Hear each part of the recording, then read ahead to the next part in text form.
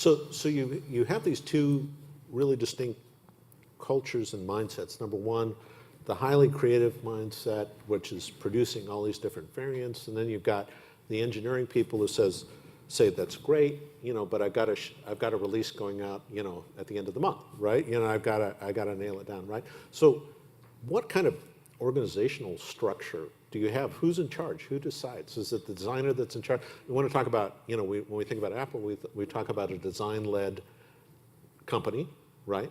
And I think Apple is probably the best example any of us, I don't know, I don't want to speak for all you guys, but it's certainly the best example I can think of a creative design-led company. I mean, how do you organize to make successful design-led products come to market consistently? And I know Catherine and Stephen, you both had some thoughts about staff rotation and organization. Catherine, do you want to go first?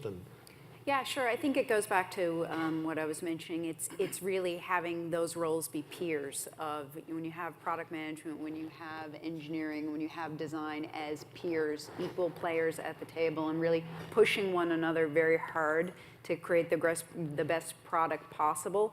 I think that is key. But another thing is really a culture.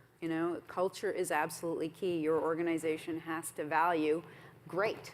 And I come from an enterprise world, as does Charles. Yeah. And if you look at the enterprise world as a sweeping generalization, we're behind. Most enterprise experiences are not great.